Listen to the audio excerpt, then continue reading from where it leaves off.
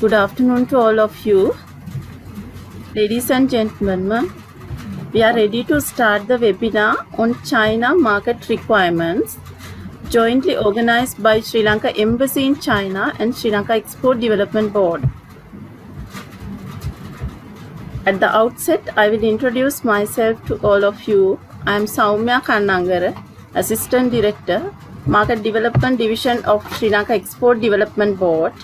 I will moderate the webinar today. Instead, Ms. Anoma Prematilaka, Director, Sri Lanka Export Development Board. The webinar will roll out under three main parts. Firstly, the inaugural session, which will be followed by technical information sharing session. Finally, the Q&A session.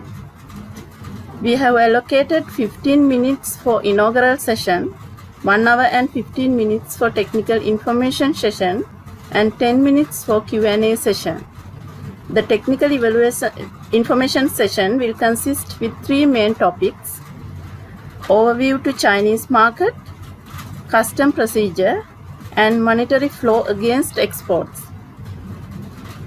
During the third session, the questions that you have sent us through your registration forms will be directed to panelists. You may also type in your questions in Q&A feature. We will get clarifications from the panelists depending on the time availability.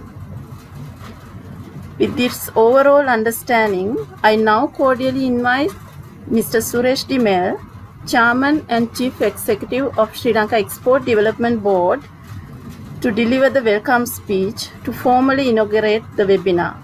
Over to you, sir.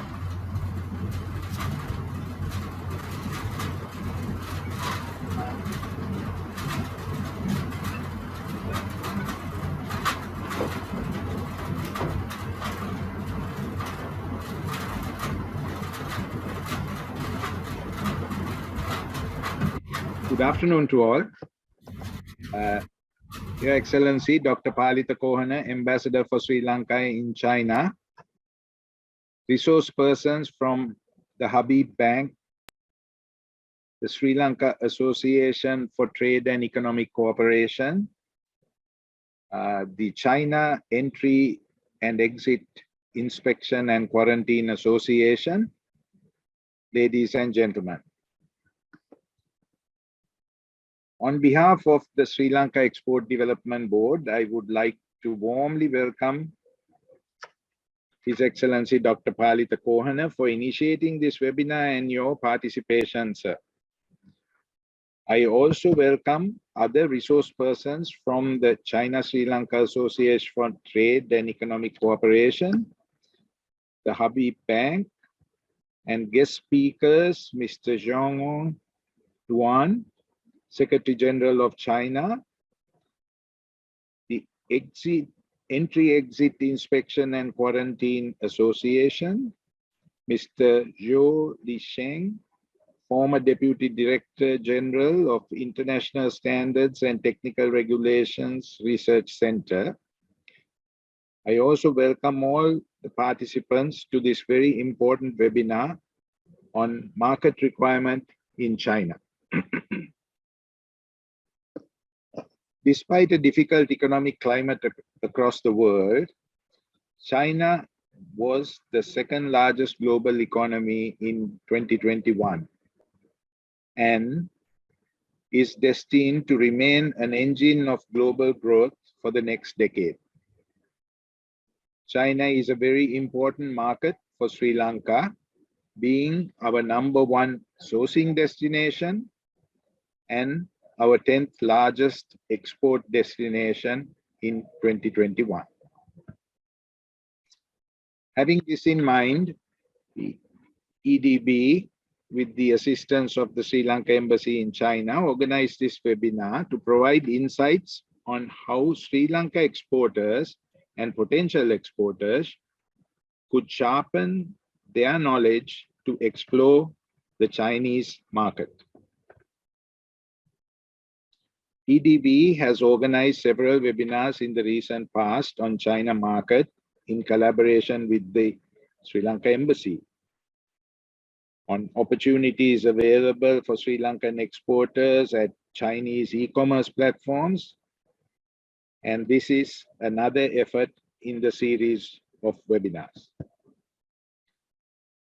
Major products exported from Sri Lanka to China are apparel, coconut coir products, coconut kernel products, tea, rubber finished products, activated carbon, and mineral sands. However, Sri Lanka's market share in China is considerably small, although there is a very high potential prevailing for the Sri Lanka's products in the Chinese market.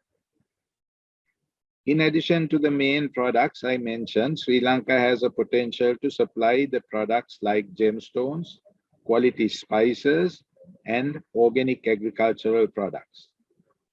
I believe this event would provide an opportunity for Sri Lanka's exporters to explore the market opportunities in China. I wish you all a very successful webinar. Thank you.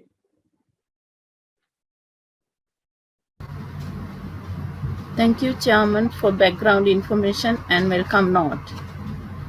As per agenda, now I would like to invite His Excellency Dr. Palitha Kohana, Ambassador for Sri Lanka in China, to deliver opening remarks. Over to you, Excellency.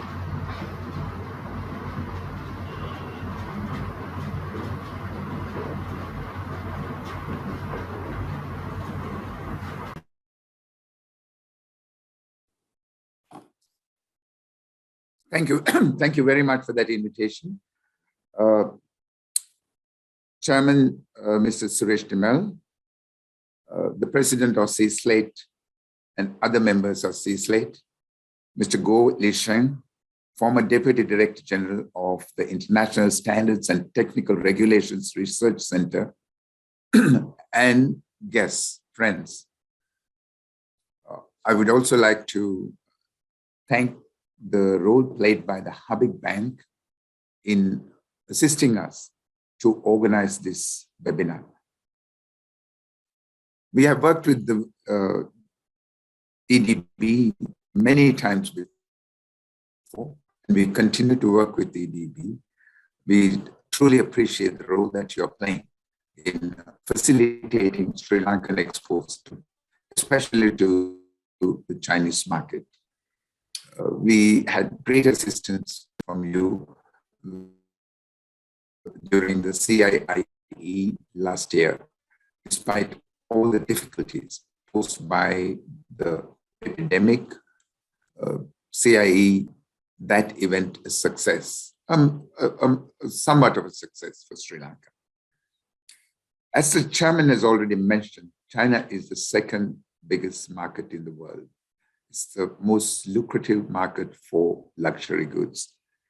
It grew by 8.2% last year, despite the fact that many of the other economies of the world were faltering or even in regression. This year, it is estimated that the economy will grow by 5.5%. That is phenomenal, considering that most of the developed economies are still struggling to recover from the pandemic.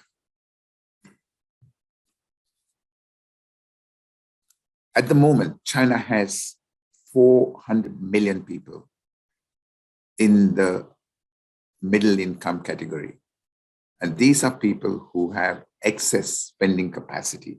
The number is expected to grow to 800 million by 2035. If this is not a challenge to us, then I cannot imagine what else could be. This is a very lucrative market, and it is continuing to grow. It is also growing as an economy. China is also a country that has eliminated poverty. Again, this poses a challenge to all exporting countries. Eliminating poverty means that there is a huge number of people, hundreds of millions of people, who are now capable of purchasing things that are not considered essential for their livelihood. something that we need to, and I have observed since coming to China, and all my colleagues here will agree, it is the Chinese prefer quality products. And there is now a new category of consumer, the younger generation. There are millions and millions of young people who are aware of the world, who have traveled around the world. As you may know, in 2019, 169 million Chinese traveled away from their homes to other places. So this is a category of consumer who's aware of the world, who knows what the rest of the world can provide, and who are now looking for those things in their own home markets, in their shops, in their supermarkets, etc. And when you talk about the Chinese market, it is, in my experience, it's very different from most other markets that we are used to, certainly different from our market. They look for things that are of a higher quality, and we know that because even to export goods to China, we need to meet certain minimum standards. Which are not easy. Unlike in many other markets, the minimum standards are enforced very strictly here. So it's very important that exporters from Sri Lanka become familiar with those standards. And we will do what we can to assist in that process. And the biggest exporters to this market today are Japan, South Korea, the United States, Australia, and Germany. The consumers of China are attracted to those countries or products from those countries for a range of reasons. One is that almost always those countries emphasize quality, and the consumer here insists on quality. They are packaged in a way that the Chinese consumer is attracted to. It's very important to remember that quality and packaging are two very critical things in this marketplace. Low quality products or badly packaged products will not succeed in penetrating this market. So when items are sent here, you have to remember that the packaging must of necessity be of a higher standard than we employ in Sri Lanka. I've seen goods being sent to the embassy for display. And frankly, I'm not happy to disclose those items because the packaging is substandard. And this market will not accept that sort of substandard packaging. As I said before, there's a very sophisticated consumer here. The consumer is aware of what is available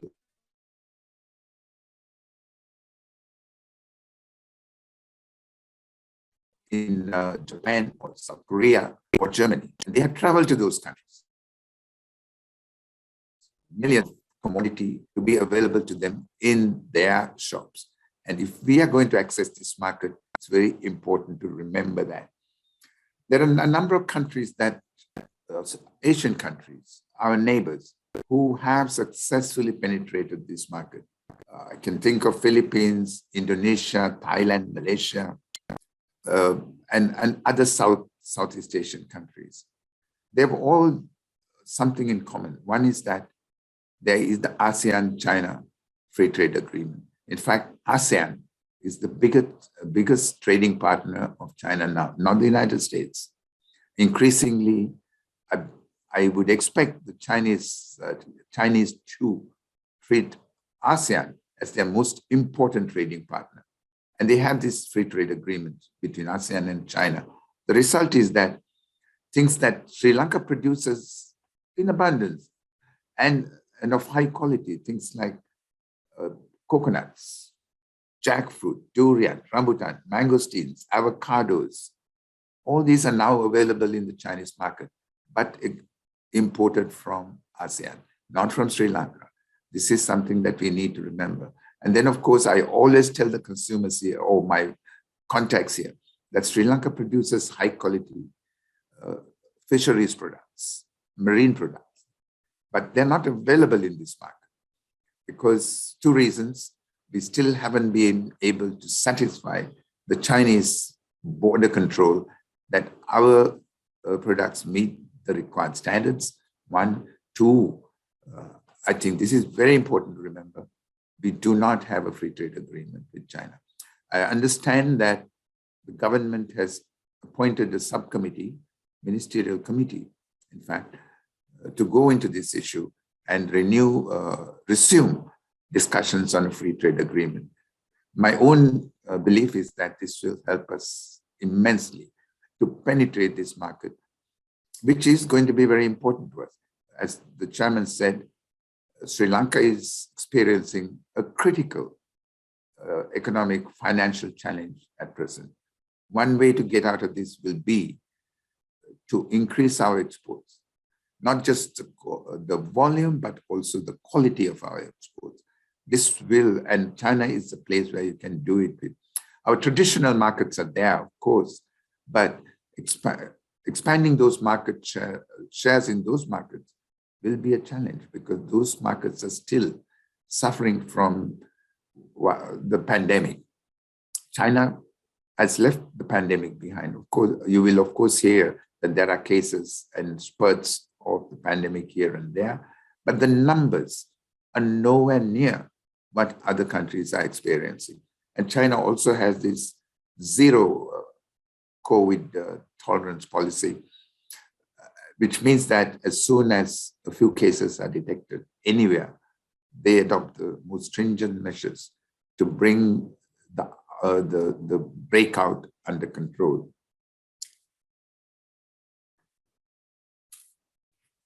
There are things also, other cultural elements that you need to remember about China. The Chinese are very big into gift giving. The gifts are always packed in most attractive packages. This is one place where I have seen a $1 mango being wrapped in a $2 package. There are other things also which come to mind straight away. All fruits which are designed as gifts or intended to be given as gifts are packaged in the most luxurious way. We need to remember that. And the tea that is available in the marketplace, even for daily consumption, they come in most attractive boxes, most attractive containers. So that is something that we have to remember. Sri Lanka exports something like $73 million worth of tea to China annually. I believe that this could be doubled or even increased further because there is it's a very high demand for Sri Lanka tea, Ceylon cha, as it is called in this country. And we can do very well with tea. Our gems are highly sought after. China went through phases. First, they adored gold, then they switched to diamonds. Now they have got into colored stones. And Sri Lanka is known and is recognized by the Chinese as a country that produces the best blue sapphires. They always talk about the Lambausha of Sri Lanka, the blue sapphires of Sri Lanka. So these are things that can be exported very easily, but you have to always remember that the goods that are exported to this country must meet the high standards that are insisted on at the border, the packaging requirements and the quality requirements. You are dealing with an increasingly sophisticated marketplace, an increasingly sophisticated consumer. You need to satisfy those requirements. And of course, we are not the only country that is competing to get into this market. We are competing with everyone else. There's no country, including the most developed countries, the United States, Germany, France, etc., Japan, they're all competing to get into this market. And some of them are doing very well. The US has a giant share of this market. Japanese products are highly desired in this market, as are Korean products. So we are competing with them. Therefore, we will have to as they say, up our game. Otherwise, we'll be left in the sideline. Sri Lanka's export performance to the Chinese market is nothing to be proud of. We exported around $273 million worth of products to China last year, while China exported something close to $5 billion to us. So we need to work much harder with greater commitment to do better in this marketplace. The mission in Beijing will be very happy to assist the Sri Lankan exporters. Of course, as you all know, we are threadbare on the ground. We still don't have a commercial attaché here, and we haven't had one for the last 5 months. But nevertheless, we've been working very hard to establish contacts with potential buying organizations, with Chinese companies. And we will continue to do that to the best of our ability. And we will help the Sri Lankan export community, because all of us recognize that this is a time when Sri Lanka needs to work much harder than ever before to benefit from this most lucrative of markets. I thank you all.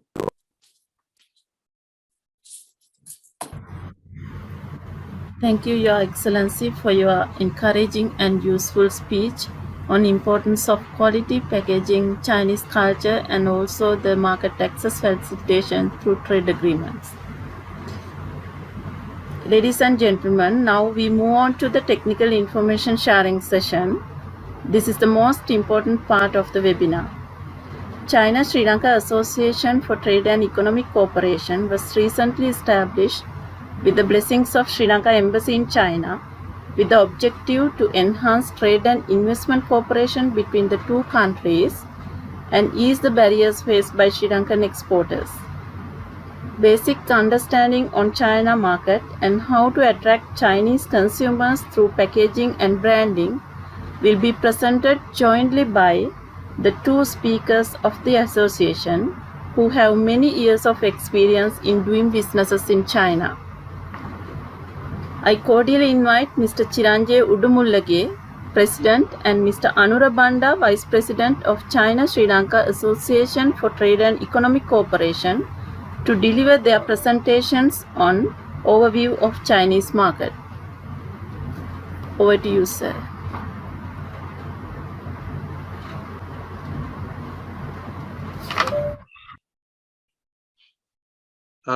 His Excellency Ambassador Dr. Palitha Kohana, Chairman Sri Lankan Export Development Board, Mr. Suresh De Mel, and all the participants, ladies and gentlemen. So today I'm going to share my experience on China market.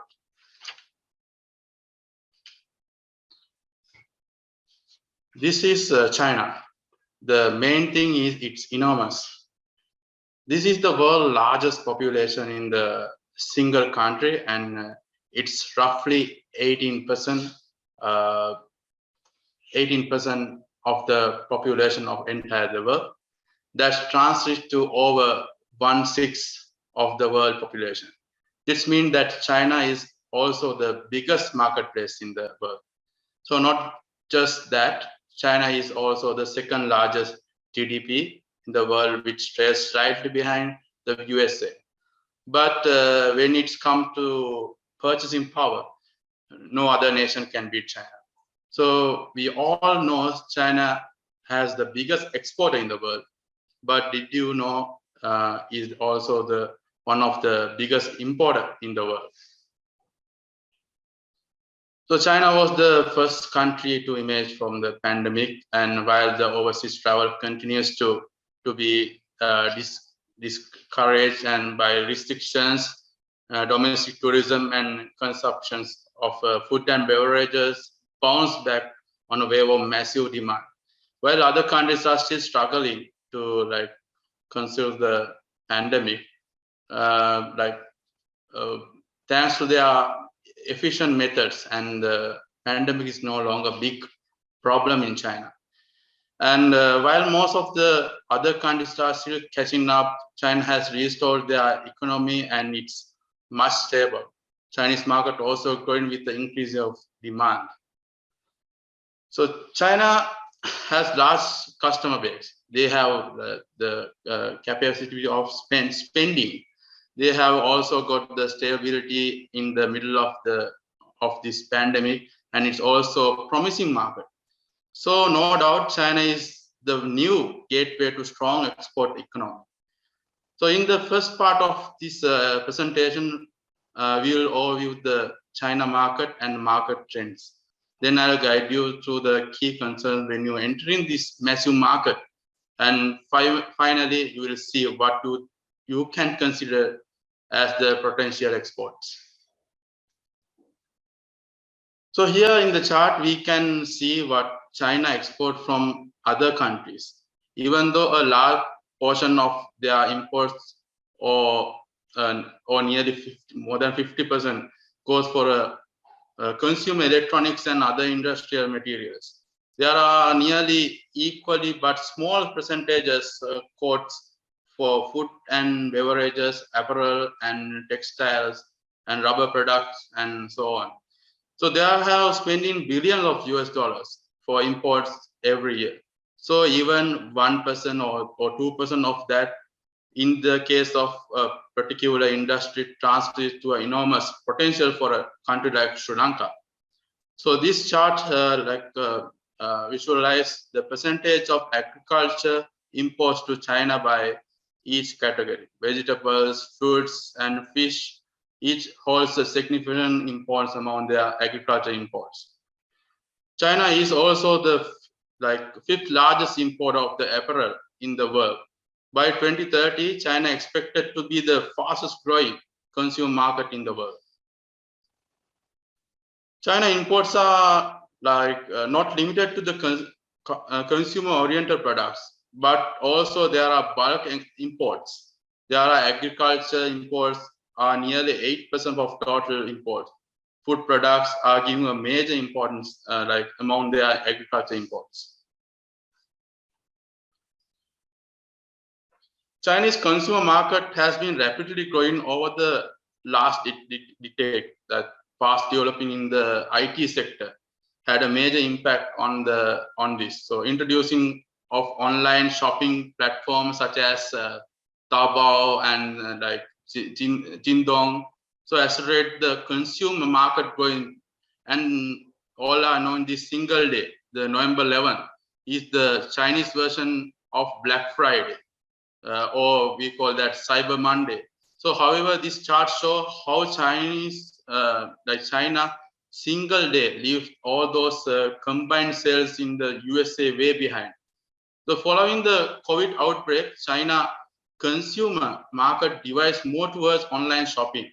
And here you can see how it's make other major e-commerce markets in the world trail behind. So, powered by two major payment methods, payment platforms, Alipay and WeChat Pay. By two technologies like giant Alibaba and Tencent, this consumer market is almost entire digital now. China also has a very efficient and fast and almost competitive courier services. So WeChat and other major social media platforms actively involved in e-commerce. So live streaming has become extremely popular following the pandemic. Once or more products are traded in live videos by celebrities or by the other person who got social significance. So understanding the Chinese consumer mind is crucial to all the exporters. According to the recent survey, two generations born on 80s and 90s are the leading groups who dominate the Chinese consumer market. So originality from one child era. So they are centralized the families, make them possible to spend much more than they earn. So they have made China to become a world leading luxury products consumers. Here we can see that nearly 50% of Chinese consumers are willing to spend on experience of food and travel or on maintain the healthy life and luxury goods. So commercial websites are the latest concern of Chinese consumers when they want to get to know the products. From this section, we will see how to enter to this competitive market. Belt and Road Initiative is the program by Chinese government that connects the economics and market of other mainly developing countries to China. This able to those nations overcome the difficulties in import-export trade and step towards the development along with the China. So Belt and Road Initiative is practically the modern Silk Road that guarantee a significant benefits its participants. Just to have an idea how significant it is, during 2020, China has imported over 630 billion of US dollars from Belt and Road Initiative alone. So your currently business model may be B2B, business to business, or business to consumer, B2C ones. So you also have to figure out the proper pricing for your products and getting them to adapt to the Chinese market. So understanding the rule and regulations, export is also very important. So let's see this in details in the following sections. So proper partnership is also crucial when it's doing business in China. There are several international trade fairs and expos held in China. China International Import Expo, or popular name as CIIE, is the largest among them. So it's held annually in Shanghai. Participating in trade fairs not only led to brand awareness, but also give you a practical experience about the Chinese market. So now let's see the trademark registration process, which is the next important thing when you export into China. It is crucial to conduct a trademark search to clear out any potential risk. The China Trademark Office, the CTMO official website, you can go and visit. You can get all the information how you register your trademark in China. So today I'm not gonna introduce all the details about how to register this trademark, but because of the time duration. So once you apply for the trademark registration, it will take around 1 year of time to register in China. But you must make sure before you enter into China, you register your trademark registration, because China is first to file country. Who apply first, who owns that trademark. So sometimes the people are enter into the market and then he decide to doing their trademark registration. And that time they will fail to register because someone else already registered their own trademark registration. So make sure before you enter to the China market, you register your trademark registration. Next step is pricing. The pricing also a very important section when you enter into the Chinese market. So when you enter into this competitive market in China, your pricing has been competitive too. These pricing strategies are popular. There are so many stages. So sometimes when we doing pricing in Sri Lanka or the other countries, it's totally different in China, because China there are so many stages. Even me, when I come to Chinese market, I was failed to pricing in proper way, because there are so many stages. There are wholesale buyers, there are agents price, and some even the retail price. sometimes my exporters in Sri Lanka are also asking you, I have a very big gap. I mean, have a very big profit margin, but not that the two, because if we want to make a proper market in China, you have to go to these stages. I mean, the real figure out real what is the price we have to put for our products. So, and the branding, His Excellency also already mentioned the branding, and later after my presentation, Mr. Anura will like more details will provide about how important the packaging is very important. So now let's see how serious we have to take on the Chinese market. According to this published this year, China only holds the 9th position among our export destination, maybe 9th or 10th position. So this table shows what we have export to China during 2020. The tea, coffee, and spices altogether makes the large export products categories, which is slightly over $60 million according to this table. On our tea export, more than $1,200 million. I think last year is increased to the $1,400 million.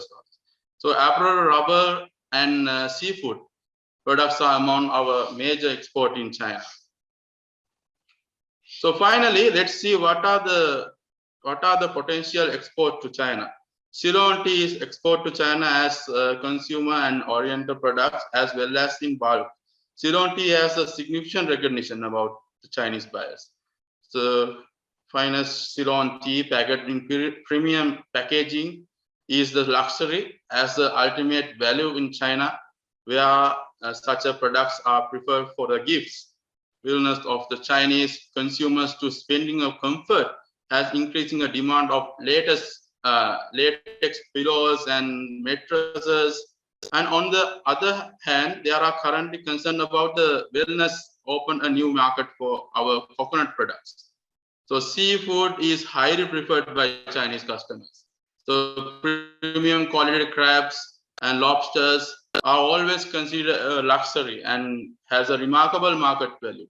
So on the other hand, organic fruits and vegetable consumption has raised, and the customers and consumers are happy to spend on such a products. So Sri Lanka has the three another precious product is Sri Lankan gemstones, Sri Lankan sapphire and ruby, cat's eye, semi-precious, and like precious stones. So in China, Chinese people like so much interesting about this. Welcome to our Sri Lankan sapphire. They have a big market here. We have to like Sri Lankan silver and gold jewelries that combine the beauty of gemstones and craftsmanship, and exhibit and uniqueness is the major choice about the Chinese luxury product consumers in community. So same applies for the handicraft, including brass and silver works. On the other hand, cashew nuts, processed and unprocessed, also have a growing demand in Chinese market. So, all right, now we have come to end of this short presentation. So it's not impossible to grab the Chinese market. The best example I can give you it's myself. I also started my journey as a small scale exporter a few years ago. Today, I have found 2 companies in China. One is in Beijing and other is in Guangzhou, and expected to expand my exports. These 2 companies have promoted Sri Lankan products to large number of major exports and trade fairs. So I also opened a Ceylon Tips flagship store in Beijing, the first overseas outlet that promote made in Sri Lanka branding. And I also trade in Sri Lankan gem and jewelry through my own brand Udumullage jewelers. And again, I'm very proud to having introduced several Sri Lankan brands, including Maliban, Silver Mills, Lions, and Rala Kitul, and Ceylon Tips and Sea Leaves into the Chinese market. I was also able to introduce Maliban biscuit and Ceylon tea in the Guangzhou High Speed Railway, which can be defined as one of the most difficult thing for a foreign company to ever achieve in China. So we have also successfully introduced some products like Kitul, Trickle, and Jaggery for the first time into the Chinese market. Currently, our products have been huge demand that is also rapidly growing. So we also have e-shops and Taobao, JD, and other major platforms. I'm also giving hands to small-scale businessmen in Sri Lanka, especially the handcraft, by bringing their products into the Chinese market under Made in Sri Lanka brand. So the journey to China is definitely not easy, but not impossible. And you too can contribute to the result, the former glory of Sri Lanka, to make our motherland the pearl of Indian Ocean once again. So I hope my words were useful for the future exporters, and we are all looking forward to welcome you all to the family of Sri Lankan Export. Thank you so much, and to all the listeners, if you need any assistance in China, if you have great products, I'm always willing to help you all. So thank you so much. Yes, thank you. Discuss about China market, how to attract Chinese consumer through packing and branding. First of all, please let me introduce about how I come. So I am the agent of Imperial Tea for China market, and China market, especially China market, responsible by the Beijing Heavy Trade Company. And yes, we directly go to the topic because of the time issue. So here I would like to highlight about what is the Chinese consumer thought, because it is totally different in all the countries in the world. So in this page, you will see some of numbers. So in China market, especially 80s, 90s, young generation, they are highly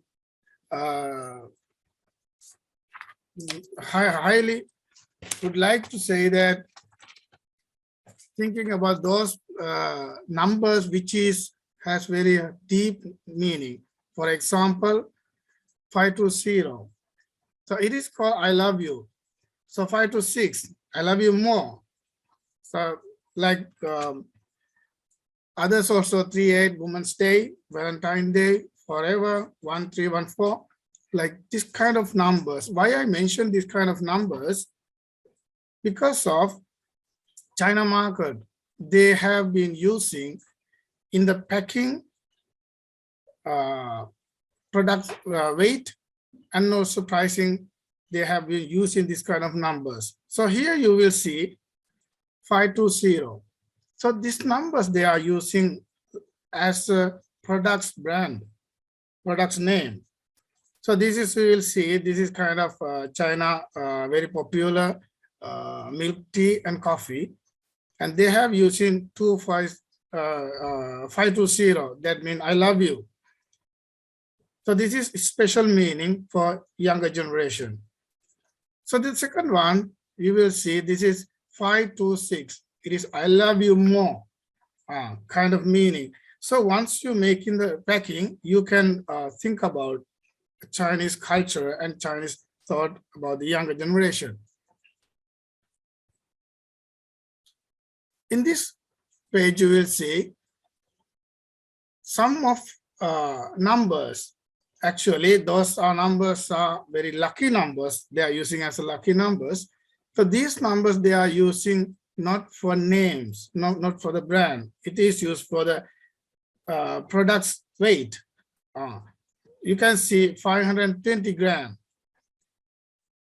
And this is very popular in online sales.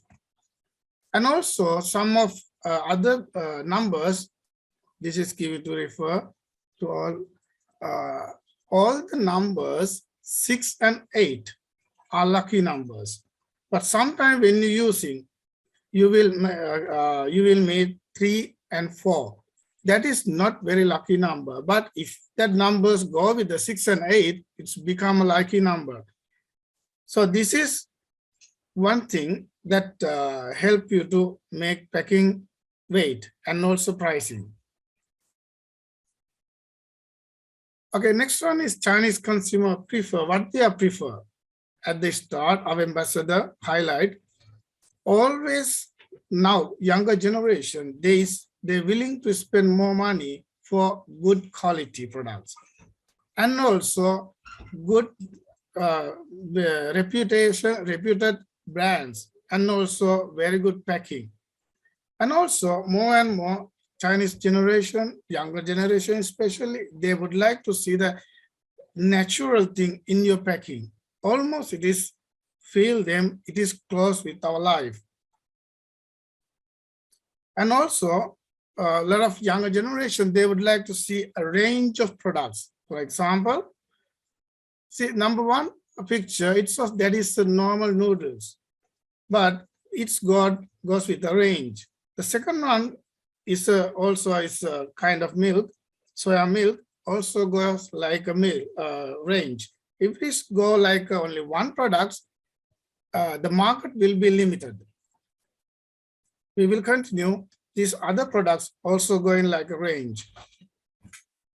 And also this is Impra brand, which is come into the China for 17 years earlier. Also in different range. The first one is 10 tea bags range. It is got 5 individual packings. The second one, 30 tea bags is range. It is go with 24 items in different taste. And also you will see those are designed very close to the natural. For example, it is with the lemon and also rose, mint kind of fruit and flower flavored. So the other one I would like to highlight, as our ambassador expressed, the packing. So some of in Sri Lanka, some of products packing is very simple. But for the China market, they would like to have very nice packing with strong hard paper packing. It will goes like 2 or 3 layers. For example, individual packing goes for the inner packet. In the outer, always with the bag, because it is support you to carry. Sometimes this kind of bag will help you to buy more. So it is can encourage you to not buy one individual products. It's help you to get 2 or more or 3.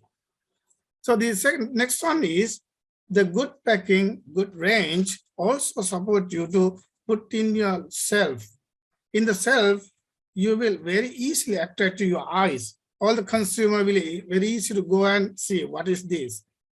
So this is the reason you can do in the third picture. It is one of supermarket in Beijing, and all the Impra 30 tea bags range is goes in one shelf. Most of about 90% of shelf is this Impra brand. So you will see this. The same thing is happening in other supermarket. So that the same thing I said, the bag is most important. Sometimes your products is very simple there. Maybe it's a toffee, it's a chocolate. But once you with the bag, it is support to the consumer get more. And it also, it is really give you the free advertisement. So at the time problem, so I will finish my speech very soon. The thing is, products, quality products is really, really important.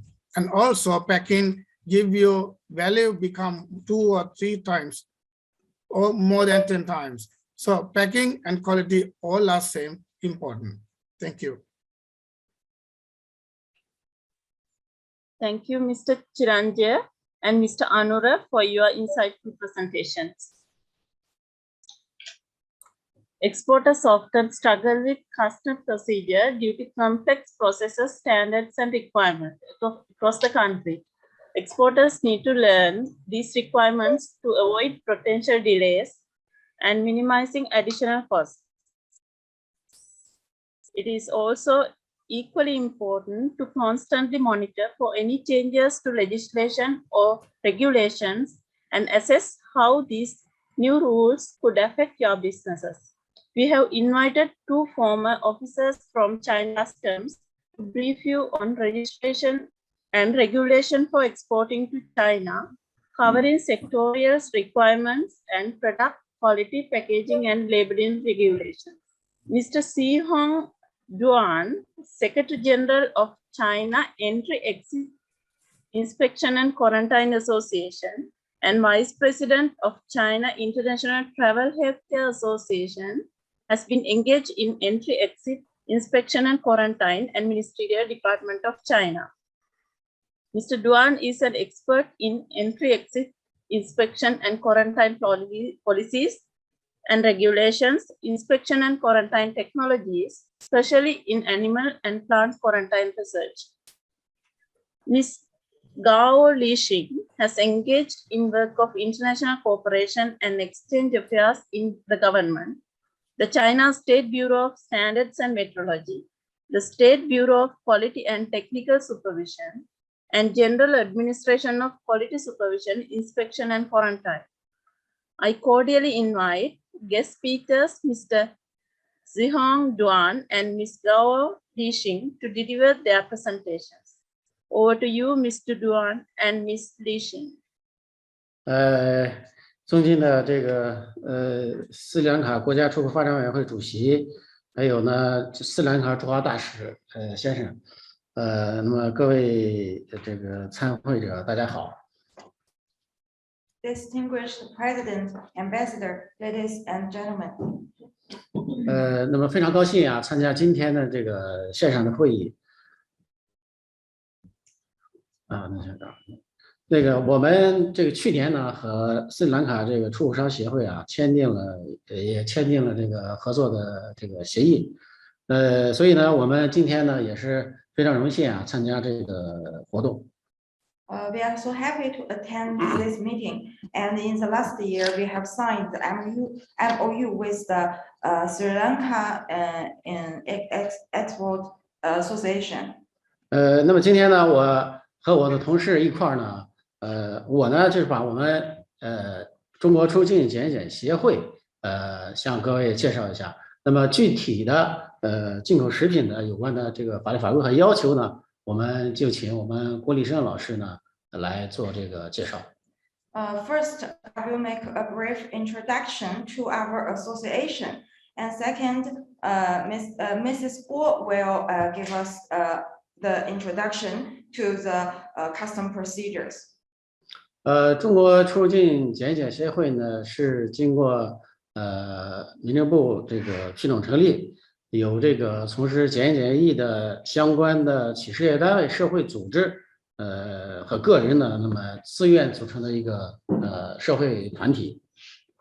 The China Entry-Exit Inspection and Quarantine Association, approved to be set up by the Ministry of Civil Affairs, is a nationwide non-profit social organization composed voluntarily of the entry-exit inspection and quarantine enterprises, institutions, related social organizations, and practitioners.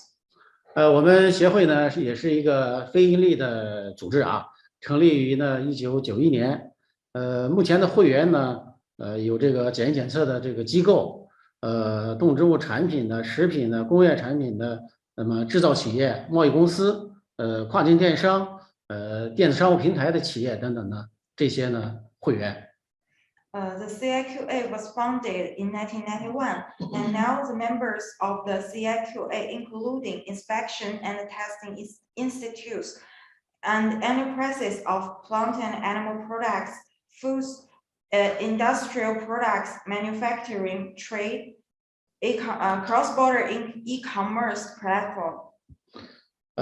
我们协会呢是在海关总署和市场监管总局的指导下呢，秉承着这个服务创新的那么发展战略，以会员的需求呢为导向，那么服务会员、服务企业，同时呢也是服务政府，服务呢是协会的宗旨。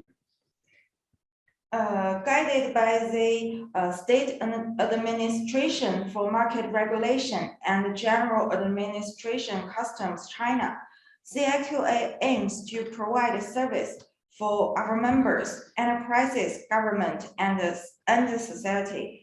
And our mission is to provide a service to them.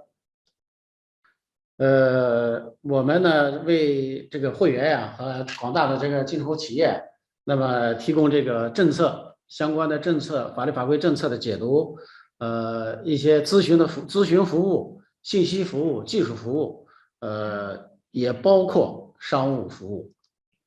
And we provide service about policy interpretation, consultation, information and technical service, training and exhibitions, and international cooperation. 同时呢，我们也举办一些展会、论坛，也开展呢国际交流，提供数据的服务等等的这些多元化的精准的服务。And we will have the exhibitions and international cooperation. 我们协会呢有一批这个专家学者和这个检疫技术的这个带头人，那么组成了我们在进出口领域的这个专家智库。Experts and scholars in inspection and quarantine area compose the think tank of our association. 同时呢，我们也为这个会员单位啊，出入境检疫机构，和这个海关总署、市场总局，那么来进行这个协调和沟通。And we aims to be a bridge between the import and export enterprises, inspection and testing institutes, and the GACC and summer and embassies. 同时呢，我们也与这个各驻华使馆保持着这个密切的联系。去年呢，我们也有幸呢到斯里兰卡驻华使馆，那么参加了这个商会的这个成立活动。We aim to enhance the close relationship with the foreign embassies, and we are so honored that last year we have visited the embassy of Sri Lanka. 同时我们也与各地方的海关，国内外的这个社团、技术机构，那么还有这个科研院所呢，也建立这个广泛的合作关系，形成我们的技术的服务网络。And we cooperate with technical institutes, local customs, and the native and foreign groups in order to form a network of technical service. 我们的业务呢，涉及到进出口食品、农产品、动植物，检疫、卫生检疫，国际旅行卫生的健康、商品检验、鉴定、认证标种等等方面。Our business covers food and agricultural product import and export, plant and animal quarantine, health quarantine, international traveler health, commodity tax, identification and accreditation. 我们根据这个市场的这个特点和企业的这个需求啊，开展这个咨询、培训、研讨、展览、信息交流等等活动。And we aims to provide import and export inspection and quarantine service, including consultation, training, seminars, exhibitions, and information communication. 那么现在呢，我们也有几个品牌性的这个展会活动，比如说中国国际食品、肉类及水产品展览会。Now, CIQA has many exhibitions with high international influence, including the FMA, the China International Food, Meat and Aquatic Products Exhibition. 这个展会呢，我们今年呢是第6届举办的第六届，主要的呢就是这个进口食品、水产品、这个肉类、乳制品等等。And this is the 6th exhibition. This is the 6th exhibition this year, and there will be many enterprises about food, meat, aquatic, and milk products on the exhibition. 在这个展会期间呢，我们同时呢还举办这个相关的政策、法律法规的论坛，有海关总署的这个专题论坛，有关于市场监管这块的专题论坛。And we will hold the forum about the policy and regulations alongside the exhibition. And we will invite the experts from Summer and GACC to do the policy interpretation. 我们也希望呢，这个下一步啊，我们原计划呢是在今年的5月份在深圳举办，那么由于疫情的原因呢，可能会延期来举办。我们也希望呢，今后我们跟斯里兰卡商会呢，也合作，那么也邀请我们商会的成员呢来参加这个活动。And we plan to have this exhibition this May, but because of the COVID-19 pandemic, it may be delayed. And we hope we can enhance the cooperation with the Sri Lanka Chamber. And we sincerely invite the Chamber to attend and visit our exhibition. 我们也非常高兴，非常愿意呢和斯里兰卡这个出口委员会、斯里兰卡驻华使馆，那么斯里兰卡商会呢保持密切的沟通联系。我们也愿意为斯里兰卡呢这个商品产品呢进入中国市场来提供我们能够提供的这些帮助。And we are willing to enhance the cooperation with the association, with the Sri Lanka Embassy, with the chamber, and we are willing to provide our help for the Sri Lanka products into Chinese market. 我们也这个在这里发出邀请啊，那么邀请这个斯里兰卡商会啊，在合适的时间呢，到协会来进一步的交流。And we sincerely invite the chamber to visit our association officially. 谢谢大家，我想呢，下面的时间呢，就交给我们郭英老师来，就这个进口法律法规啊，那么很标准的，来给大家做个介绍。Thank you. And next we met Mrs. Guo to make an introduction to the standards and the policies. Distinguished His Excellency Ambassador of Sri Lanka to China, Dr. Palita Kohona, distinguished moderator, it's my great honor to be invited here to this webinar to share the information on how to promote the mutual trade between China and Sri Lanka. And the title of my presentation is I would like to share the information on the laws, regulations, and standards of China on import food, because I know that the food are the very important kind of product from Sri Lanka export to China. I would give the introduction in 3 parts. And the first part is the legislation system in China. And the second and the third part, I would give you some information about 2 very important documentation released or enacted by the GACC, the General Administration of Customs of China, which are very important to the exporters of other countries. And first, in China, for all the compulsory documents, and there is a law. It's called the legislation law of the People's Republic of China.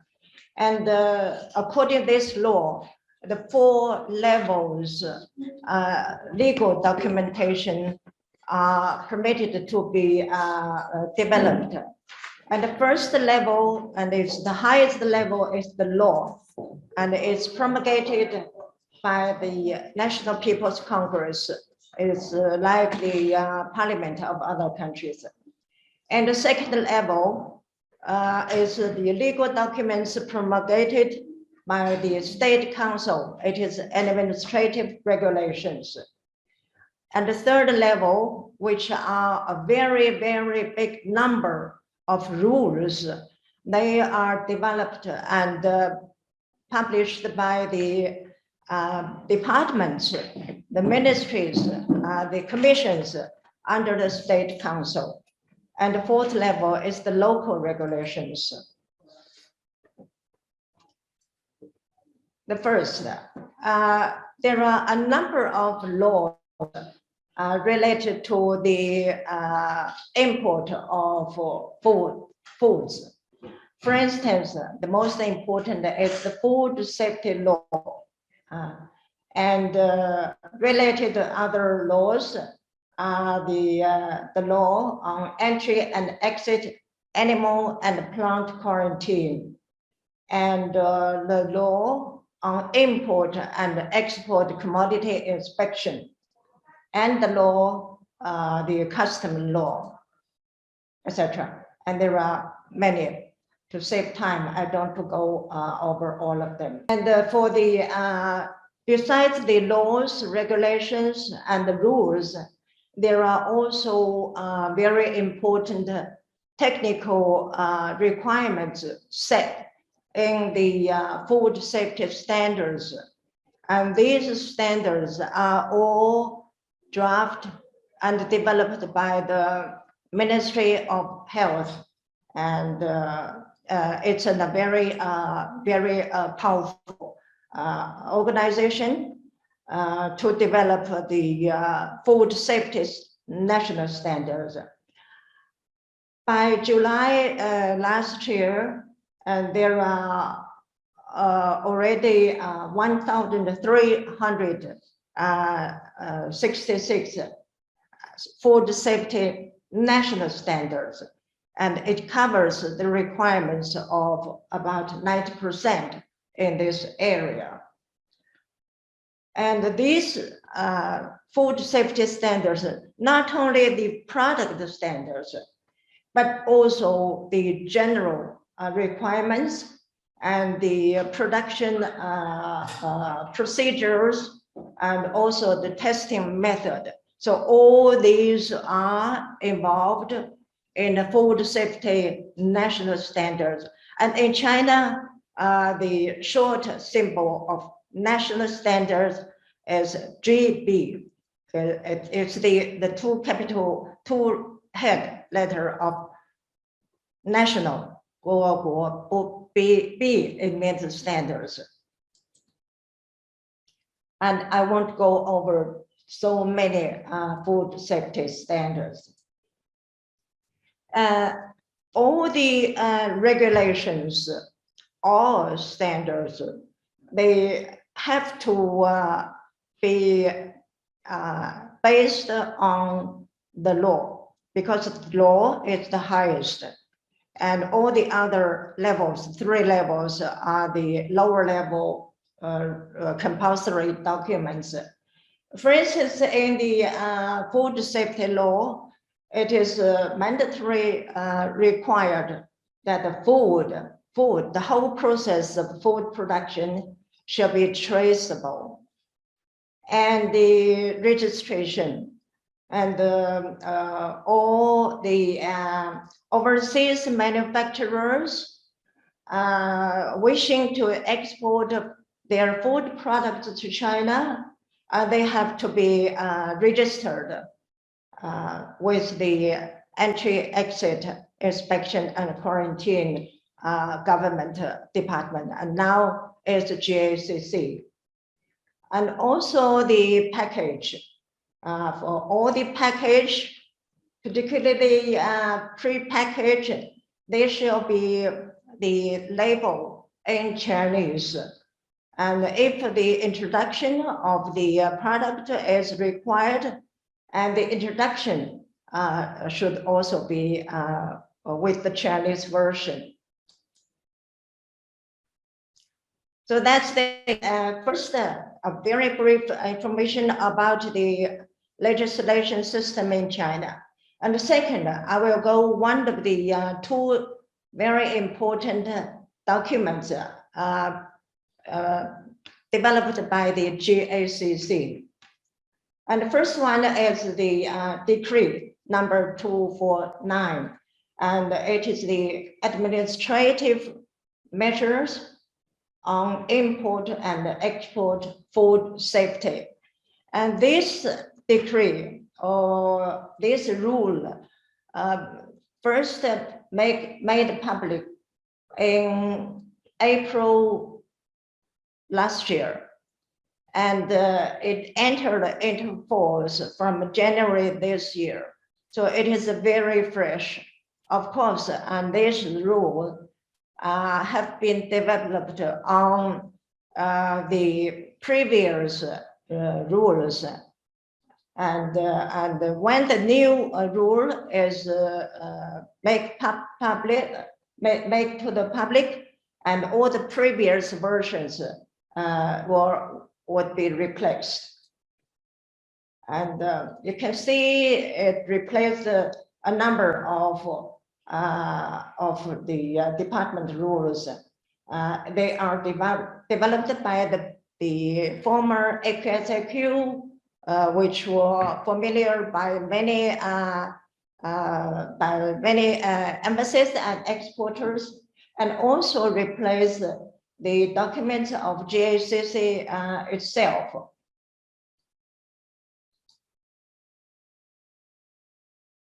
I would like to mention some key points in these administrative measures. And the first, it is different from the past. In the past, for the administrative regulation cover a number of types of foods, but this time it covers all types of food manufacturers overseas. And the second point is that the manufacturer, they will be the major the party to undertake the responsibility if a food safety problem occurred. And the third part is the import food. When they are going to export to China, they have to meet the requirements of the food safety national standards.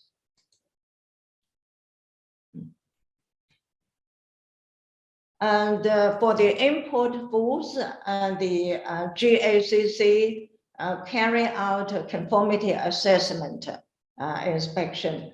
And this conformity assessment on the import food includes a number of activities.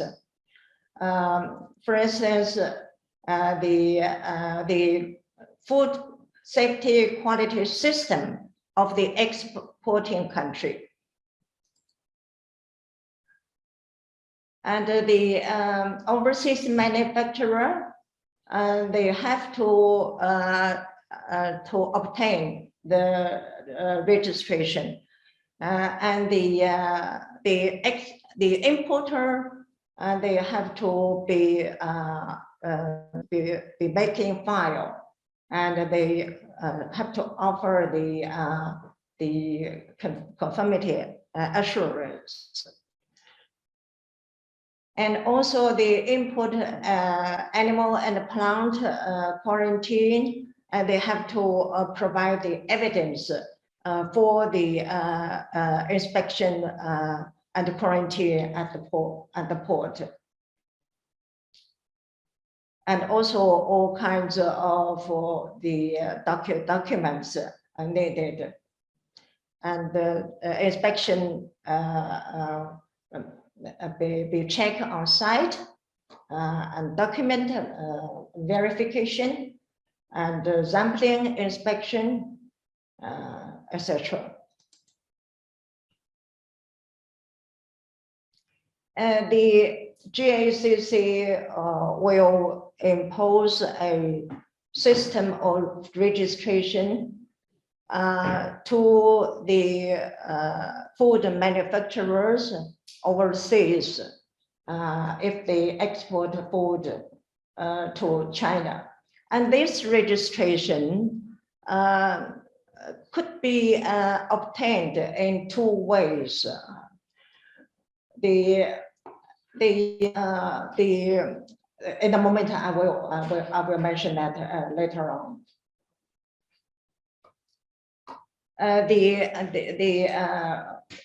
The importer who are in the territory of China, and they are the import dealers.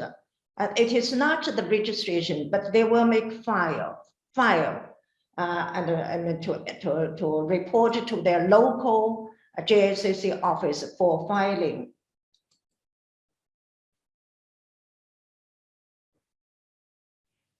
For the food export manufacturers and also the importers, when they are registered or they are making in the file, and the list of these enterprises will be made to the public by the GACC.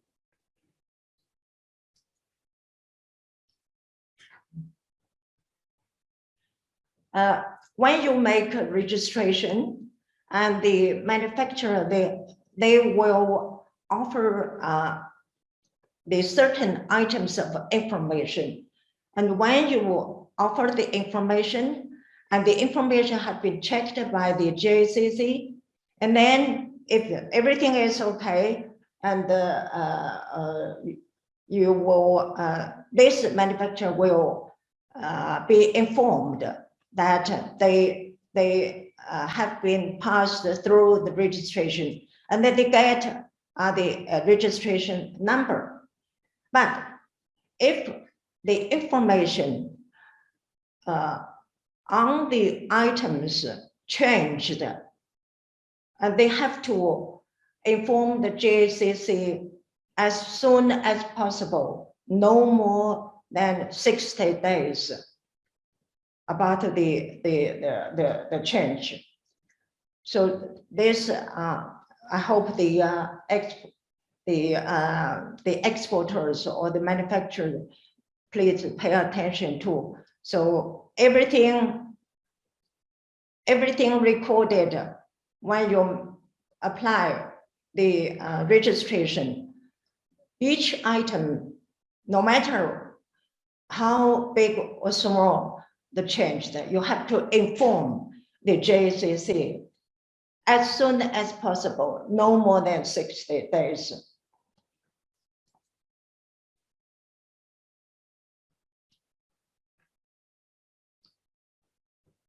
And also the exporter and the importer,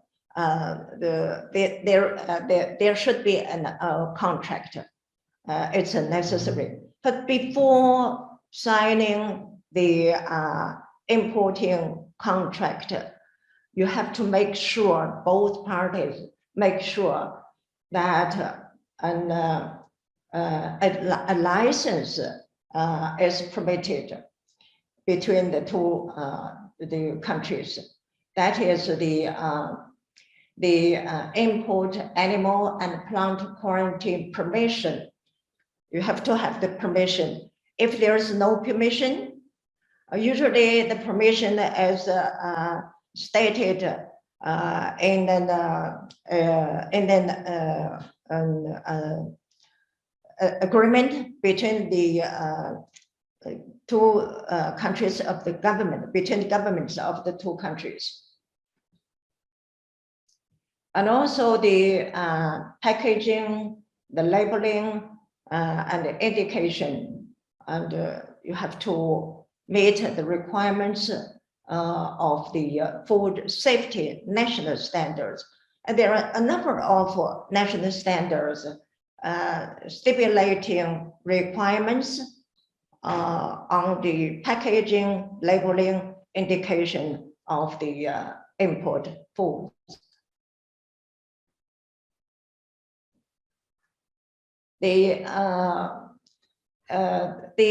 Just now I mentioned that the registration, there are two ways for applying the registration. The first one is the recommendation by the competent authority of the exporting country. And this way applies to 18 different types of products of foods. For the other products outside of the 18 type of foods, and the enterprises can make the application themselves. The 18 different types of food here is very clearly stipulated. And there's the meat and the meat products, casing, aquatic products, dairy products, bird's nest and bird's nest products, bee products, egg. So the first 6,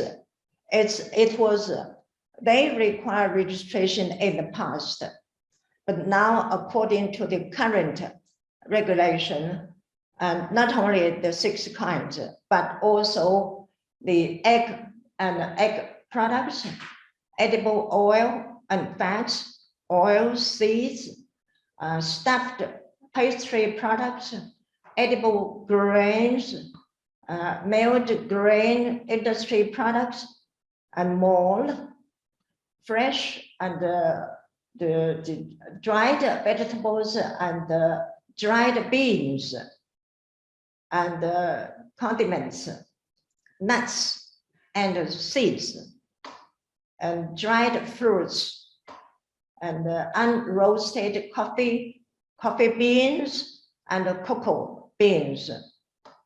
Food for special dietary purpose. And the last one, the 18th one, is functional foods. So all the 18 such kind of products, when you want to export to China, and you, when making the enterprise registration, you have to go through the recommendation of your own country. In some country, this competent department is Ministry of Agriculture. But for some country, it's the Ministry of Primary Industry, etc. I don't know in Sri Lanka which ministry is responsible for this.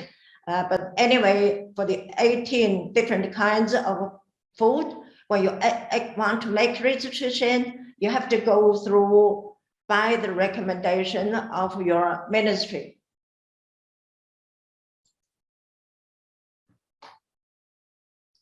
For the others, and then the enterprise, they make application for registration themselves. So that's the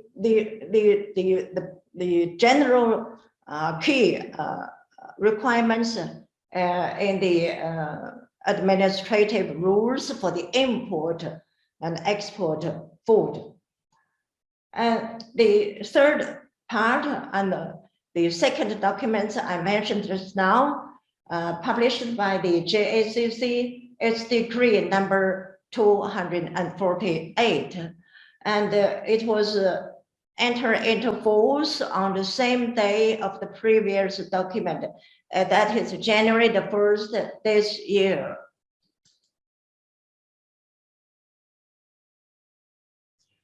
This document is mainly explain how to make registration. The very obvious, the fresh information is that the registration coverage enlarged to all the force, and application for registration ways now specified as 2 ways. One is through the government recommendation, and the other is enterprise himself. And the third point is enterprise manufacturer is the main responsibility unit when something wrong or some problem occurred.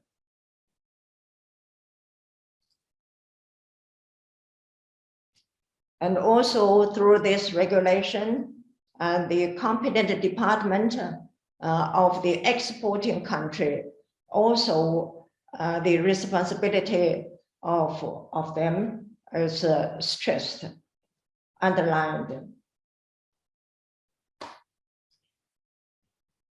And the fifth is the applicants. When you make application for registration, be sure that the information you offered, you're filling the tables, they are real, they are complete, and they are legally. The sixth point is the packaging. When you have got the registration number, you know when you are successful to get a registration number from GACC, and then when you export your food and on the package, you will be sure, don't forget to indicate the registration number, or on the package you can also indicate the approved number of your own government. But from long term of view, it is encouraged to indicate the registration number issued or granted by GACC. In the past, for the 6 different kinds of food, and the validity is 4 years. But now, for all the registration and the validity time of period is 5 years. But at the end of the 5th year, in the past, you have to submit an application for continuing the registration. But now it's not 1 year before, but 6 to 3 months before. If your validity will be expire at the end of December, and then before the end of September, or even the end of June, you will be sure to submit an application for continuing. Otherwise, your certificate, your registration number, there will be a problem.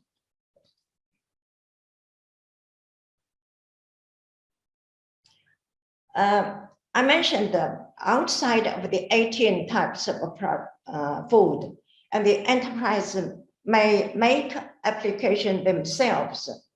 And what do they offer? What do they do for seeking the registration. The first one is an application application to submit an application by filling a form. And the second one is the documents certifying the identification of the manufacturer, such as business license issued by the authority of the country. It means that you are a legal company. The third one is the enterprises. There will be a statement to indicate that you can conform with the requirements of these regulations. I don't want to go into detail into the various. When you make the application, everything is clearly indicated at the rule. But this rule, when you fill in the forms, when you make the application, you can use either Chinese or English. But all the information should be accurate, complete, and standard.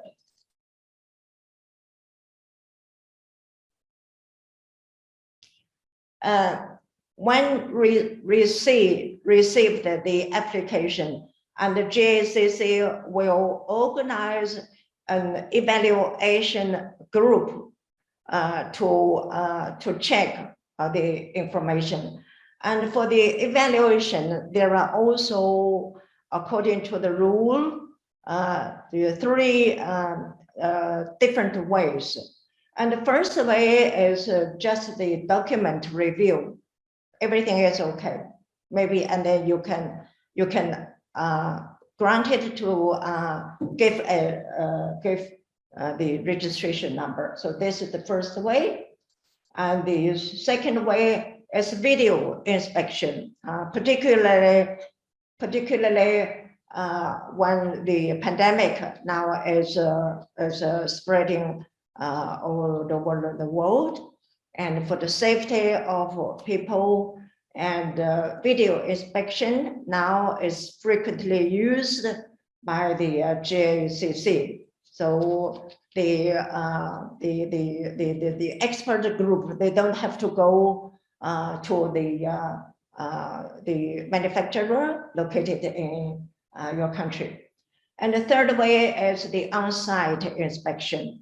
In the past, this is the common way for the experts to go to your country, to go to your factory to make inspection.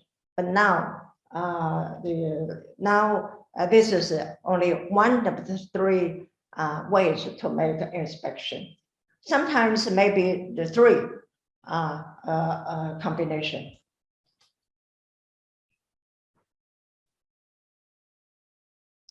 If everything is okay, and you will get the registration number, but if through the evaluation and it's not satisfactory by the GACC, and then GACC shall decline the registration.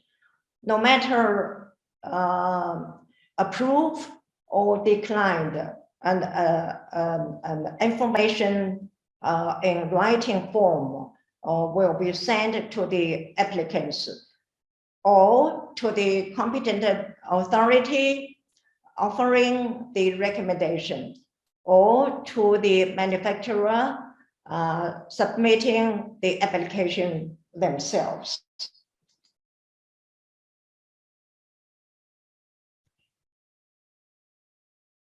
So be sure that when you get the registration, the registration number shall be marked both on the outside package and on the inside package.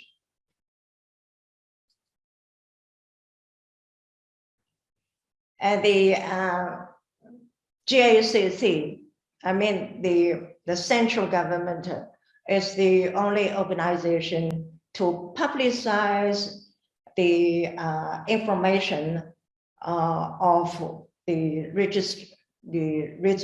registration number. This is the only, for the local authority, it's not at the position.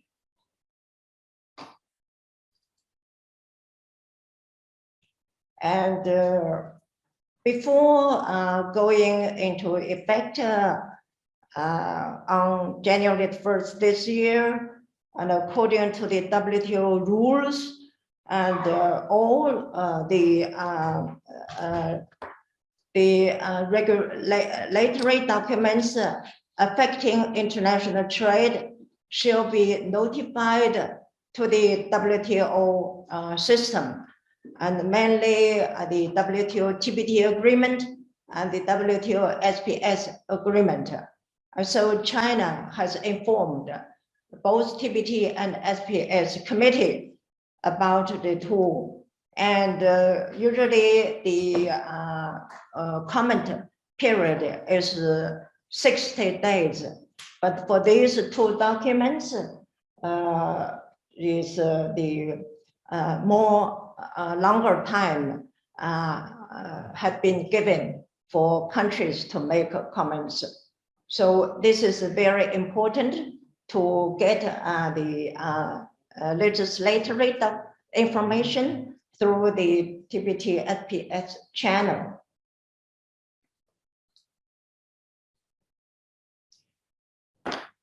Finally, because of time limitation, I don't have time to go into detail, and I hope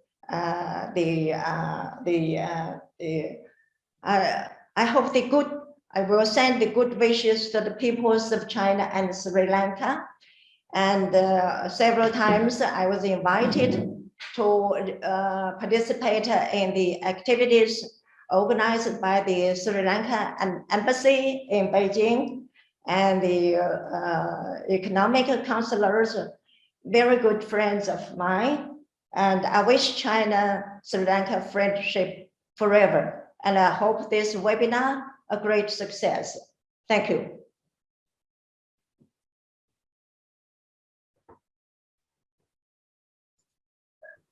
Thank you, Mr. Xiaohong Duan and Ms. Guo Lisheng for detailed explanation, especially the new registration requirements and the GSCC for food products. To succeed in today's global marketplace and to win sales against foreign competitors, exporters must offer their consumers attractive sales terms supported by appropriate payment methods. Because getting paid in full and on time is the ultimate goal for each export sale, an appropriate payment method must be chosen carefully to minimize the payment risk while also accommodating the needs of the buyer. Therefore, this topic was selected to make you aware on how the monetary aspects of the export businesses and service of a commercial bank for an exporter to ensure effective handle of monetary flow.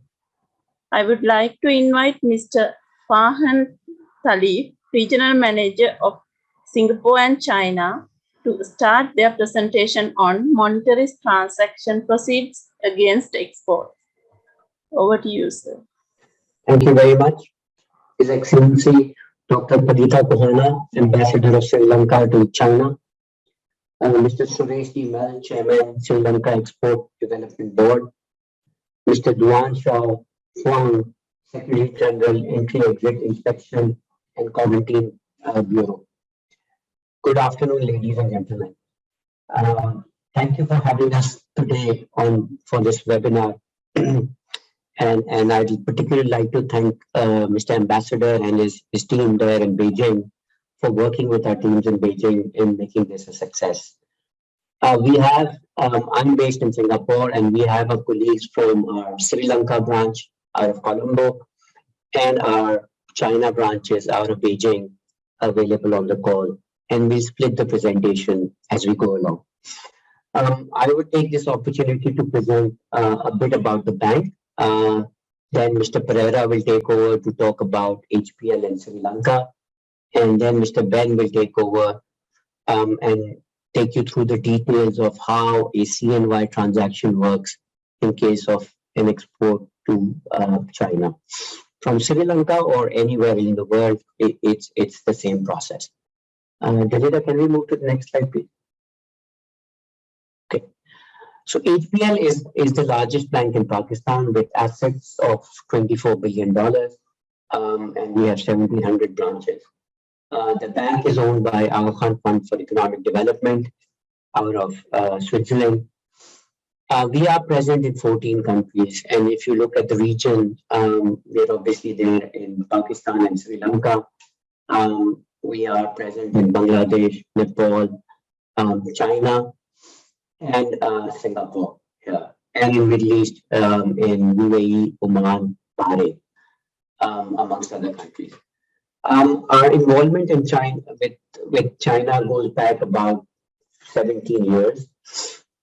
We have been a very active player in the China-Pakistan Economic Corridor, which was one of the first pilots as part of the Belt and Road Initiative of President Xi Jinping. We classify China as a second home, and by second home we mean is that our biggest customer base in our home country is in Pakistan, and the second highest customer base we want to be from our Chinese customers. Our China platform is not confined to mainland China, but we have the Chinese bankers working with us in about 7 countries. Soon we will have one in Sri Lanka also. Next slide, please. The bank started operations in 1941 in pre-partition India and moved to Pakistan in 1947 when the country was formed. In 1974, as part of the nationalization program of the government, then it was nationalized. And in 2004, under the privatization program of the government, was acquired by the current sponsors, 51% shareholding, and taken over in February 2004. If you look at the last line at the bottom, it's all about our presence in China. So we got our China license in 2016 for establishing a branch in Urumqi, which came into existence in 2017. 2018, we got a license to do RMB business in China. And in 19, we commenced that operation. Sadly, COVID followed pretty soon. In 2021, we started a branch in Beijing, which is a country branch. And this year, it's the first year anniversary of a branch in Beijing. Next slide, please. We have received a number of awards for Best Bank, for Best Investment Bank, Best Bank for SME from various international recognition authorities, including Euromoney, Asia Money, etc. I think the important ones, given this day and age, are the ones that we have received on ESG, or environmental and social governance, and on diversity. And we are very proud to have these awards because they reflect the fabric of the bank, that it's not only about making money, but it's about giving back to the society and keeping our employees in high regard. Next slide. Next slide. Okay. Thank you. So as I mentioned earlier, that we started our operations in China in 2017 with a branch in Urumqi. I'd like to mention here that we are the only bank from Pakistan to have a banking presence there. There are certain banks having rep offices, but rep offices under the Chinese regulations are not allowed to have any banking operations.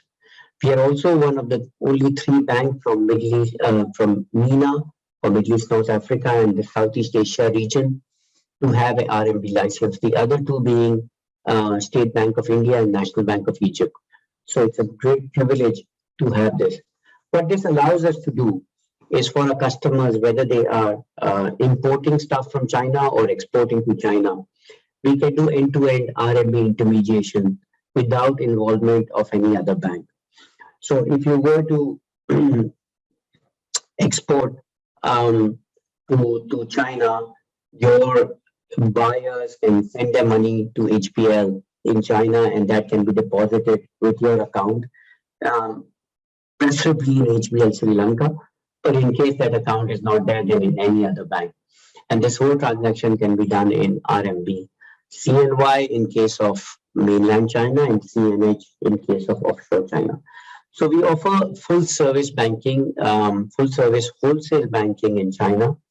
We have quite a few Chinese corporate customers who are already doing business in Sri Lanka, and we're helping them in terms of the guarantees and LCs and other services. We hope to build on that growth, working with these Chinese SOEs, and more importantly, working with yourselves and in bringing about this unique solution to you all. I don't think there are many banks out there who can provide this option of doing the entire transaction in RMB by themselves. Normally they use correspondence bank. That's all from my side. I will hand over to Mr. Pereira to take on from here and introduce HBL in Sri Lanka. Thank you, everybody. Thank you, Mr. Khalid. Your Excellency, Dr. Palita Kohana, Ambassador of Sri Lanka to China, Mr. Suresh De Mel, Chairman, CEO, Export Development Board of Sri Lanka, other distinguished panelists, and ladies and gentlemen. Let me take this opportunity to thank you all for this great initiative and affording HPL the opportunity to showcase the capabilities that we have to facilitate the promotion of trade between Sri Lanka and China. To introduce our HPL team today, we also have, in addition to Mr. Khalid, who just spoke to you, we have the country manager of China, Amanda Shang, who's on the call. Head of China coverage team, Zishan Malik, is also on the call. Myself, Harinda Pereira, who head the business for HPL in Sri Lanka. We also have our business teams on call.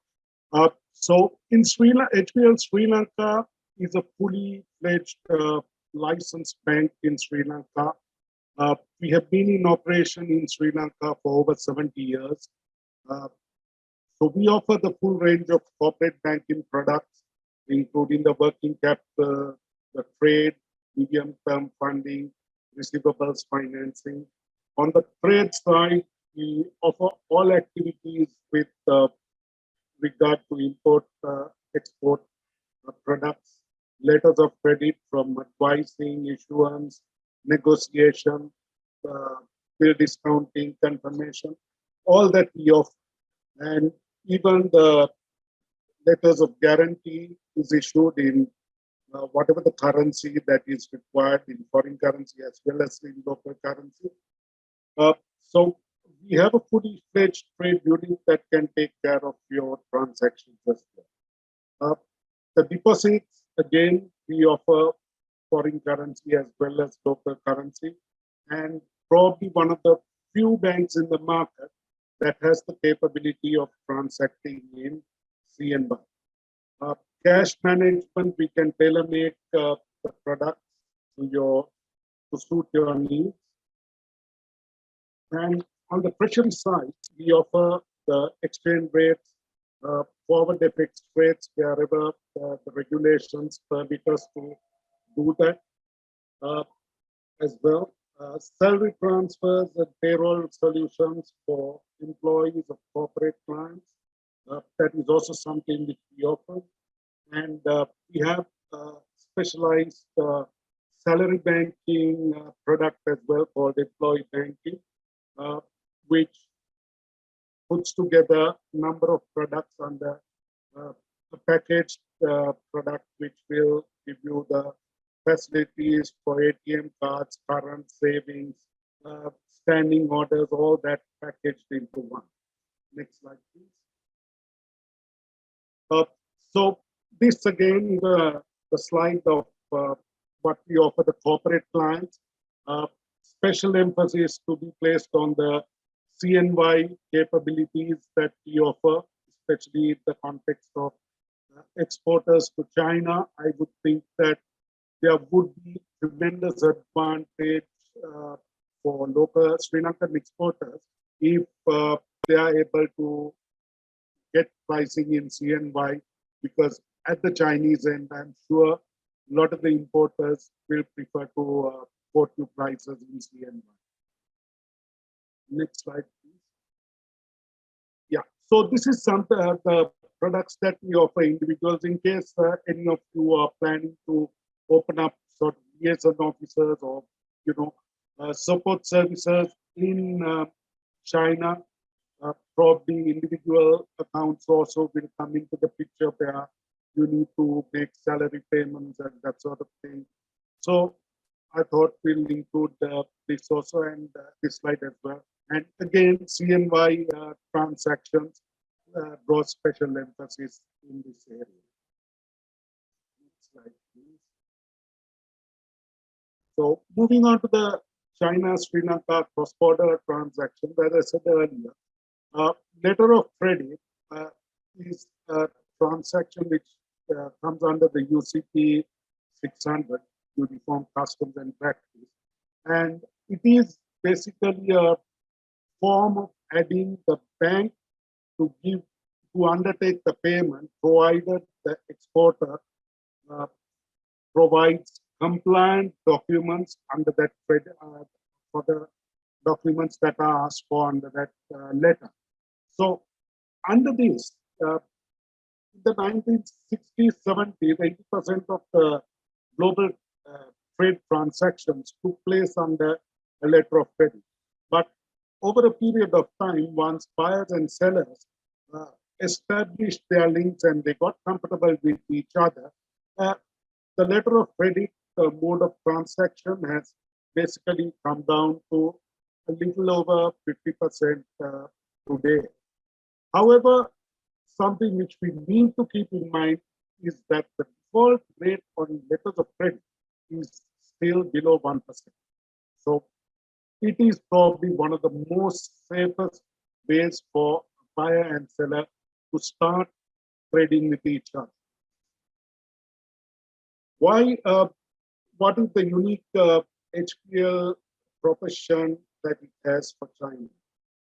It is the only Pakistani bank that has 2 branches in China, and it has the risk appetite for countries in this region. We have presence in Pakistan, Bangladesh, Sri Lanka, and China. China, we have 2 branches. Well, in China, we have established links with many Chinese banks. So the RMA, the connectivity that HPL has in China is unmatched with most of the local banks. So that itself is a huge advantage for HPL.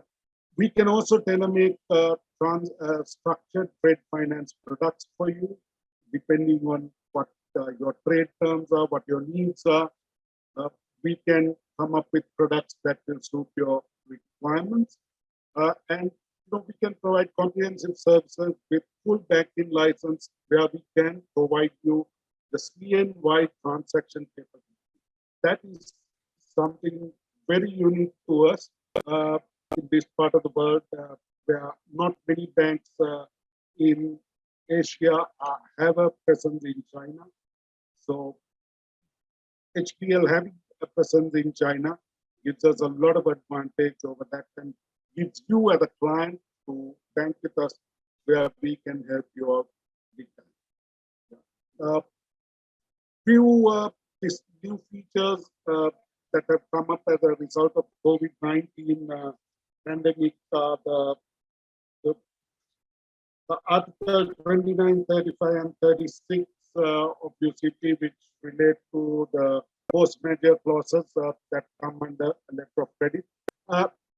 We can probably guide you through that if you need, and we are happy and there to help you if you want to discuss more about those clauses. Next slide, please. Next slide. So moving on to guarantees. Guarantees come under URB 3758. A guarantee is quite similar to a letter of credit. The bank is putting itself in the position of the seller and basically saying, we will undertake to pay you in case the buyer is defaulting. We represent the buyer. We will say we will undertake the payment, provided certain conditions are satisfied. So guarantees also come into a contract. Sometimes if you are trying to, if it's a tender, you will require a big bond to participate in that tender to see whether you can win that contract. So big bonds are issued. Once you pass the stage of the big bond, you get into a perform. If you are awarded the contract, you need the performance. So the performance bond also we can help you in issuing. Then to mobilize your work, you will want to issue an advance payment guarantee. We can help you there. Financial guarantees, in case you want to finance one of your officers overseas, you might want to issue a standby letter of credit or a financial guarantee so that that office can get a temporary working capital arrangement. That also can be. Counter guarantees. Sometimes it could be that you are working with a different bank and you want to issue a guarantee in China. You don't have facilities to take care. We might be able to link you up with that bank, provided the bank has guarantees with us. So limits established with us.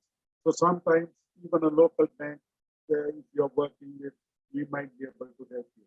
So those are some of the ways that we can help you out. Standby letters of credit as well. We can help you out there if you need to get it at any time. Next.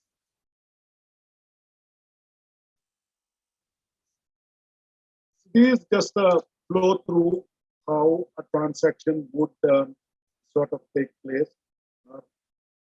The trade services in multiple currencies, including RMB, which is the Chinese currency, domestic, international, we can help you out there. LC advising, actually, to give due credit to this initiative, our local management at HPL Sri Lanka has decided to offer free LC advising to any local exporter, provided the negotiation of that LC is restricted to HPL.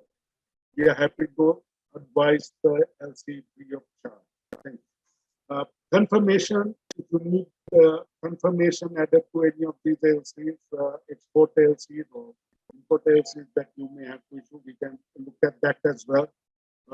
And discounting of LCs, all that, the full trade gamut of products is being offered by HPL Sri Lanka, and we can help you out.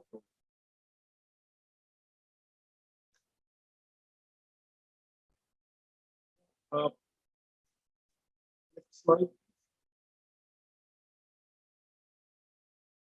So as I said, our strengths at HPL Sri Lanka, we have the dedicated resources, we have personalized and prompt services, competitive, very competitive pricing, availability of all products required by corporates on the one roof. We are an A+ rated bank by ICRA Sri Lanka, which is a subsidiary of Moody's. Yeah, and we are here to help any transaction between Sri Lanka and China. We would like to lay our hands on, and please feel free to contact us if you need any support. I'd like to open for any questions that or clarifications that anyone may have. Yeah.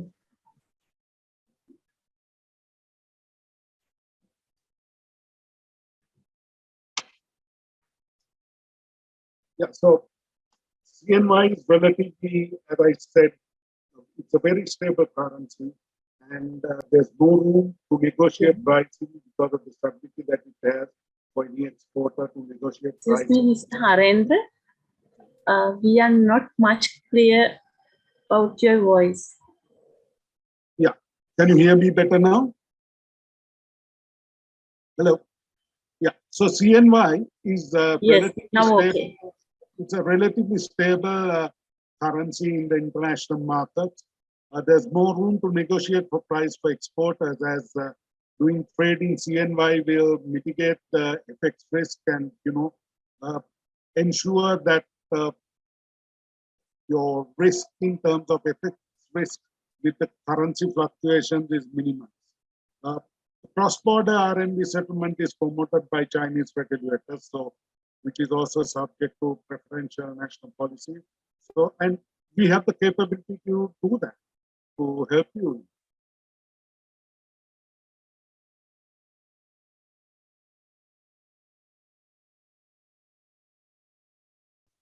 So, yeah, that brings an end to my presentation. It is the list of all contact people at the China end. Yeah, that's the Sri Lanka team. That's on screen now, the contact details. So please feel free to contact us if you need any help whatsoever. We are there to help you, and we will guide you through to improve the trade between Sri Lanka and China. Thank you. Thank you, officials of Habib Bank. We have now come to the last part of our webinar, the Q&A session. So since we are already behind the scheduled time, we would like to direct only 2 questions to Sri Lanka Embassy and China Sri Lanka Association for Trade and Economic Cooperation. How can Sri Lanka Embassy in China facilitate Sri Lankan exporter to enter or penetrate Chinese market? Yeah. So can you hear me? Yes, sir. Yeah, I'm from International Trade of CIQA. So for this question, it was about the new regulation, right? Yes. First, you tell us about new regulation for that is useful for Sri Lankan exporters sending their food products to China.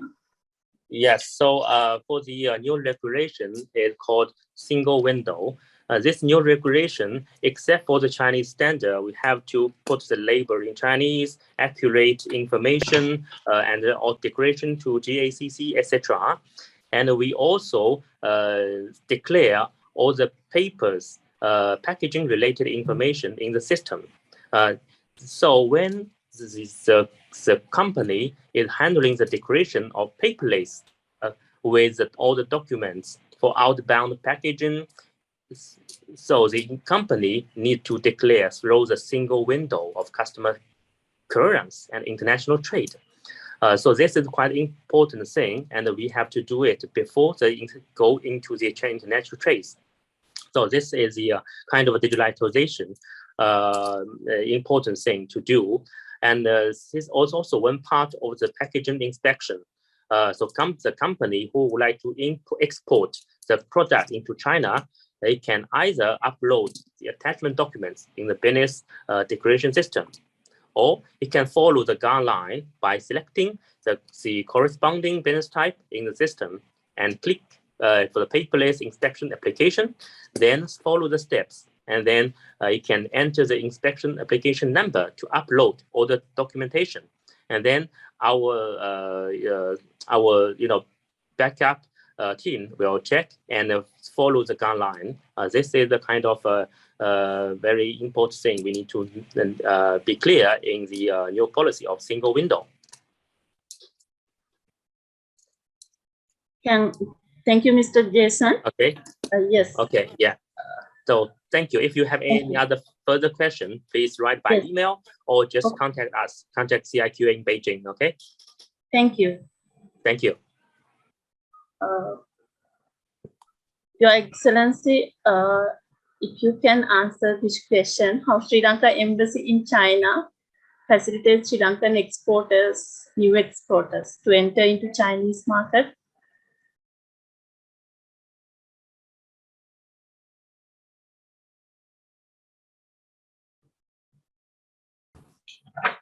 Thank you for that question. We are actually here to assist Sri Lankan exporters, and we can do that in a number of ways. We can create opportunities for Sri Lankan exporters to link up with Chinese importers. One, then we can also help them in their negotiations, but I say that with a great deal of caution because our staff numbers are very limited. So we can make the introduction, but we may not be able to take it any further. There are a subsidiary point arises from the comment made just now, because we have to look at two different types of exporters. One are the big companies from Sri Lanka. They can manage their own affairs. They can get in touch with the relevant agencies, either themselves or through their agents in China, and do the paperwork necessary to bring Sri Lankan food items. And there are many, as I mentioned in my earlier presentation, there are many items from Sri Lanka that would easily find acceptance in the Chinese marketplace. But that has to be done and now I know the detailed attention that the Chinese authorities give to food items that are imported into this marketplace. And I thank the presenters for enlightening us about that. Then the second category would be the small time exporters, the ones who do not possess the time or the resources to go through all this. And they are the ones who will be excluded. Sri Lanka is full of small and medium-sized enterprises, and we need to think of them. And I would suggest that here, the EDB has a big role to play. They may be able to assist groups of exporters, categories of exporters, to find their way through the Chinese import regulations, of which we had a detailed expose just now. And I don't think it's easy for a small exporter, a small SME, to go through all that. It would be too time consuming, too expensive. I don't know whether I'm speaking out of turn, and Mr. Suresh De Mel might think that I'm really getting out of hand here, but I believe that this is an area in which the EDB can play a role to assist the smaller exporters to access the Chinese market. We have, and so the Sri Lankan Embassy in China can highlight the issues that have to be dealt with, identify the problems, but many of those problems will have to be addressed at the Colombo end. And then, of course, we can bring the major exhibitions to the attention of EDB and also the exporters in Sri Lanka. We can bring to their attention not only the exhibitions that take place in China on a regular basis. Some of them are very big, like the CIIE, and there are others in different provinces. And some of them specialize on categories of items like tea or food items, confectionery, etc. And we can bring these to the attention of the Sri Lankan manufacturers and producers. Then, of course, we have always done this and we'll continue to do this, bring any problems to the attention of the government agencies in Beijing. That is our role, and we will continue to do that. And we would encourage the EDB to bring to our attention any general issues that need to be brought to the attention of government agencies here and discussed with them with a view to finding resolutions. And then, of course, there are other things like trademark registration, etc. We can find the basic information, but this is in areas like this, the specialist skills that are required are not available in the embassy. So we will need to go looking for people who have the specialist skills. And I suppose this is an area we need to look at again as to how we could do this better. Another thing that we can do is on a gradual basis, analyze the laws and regulations that we have heard of just now and see how the Sri Lankan exporters can meet those requirements incorporated in those laws and regulations.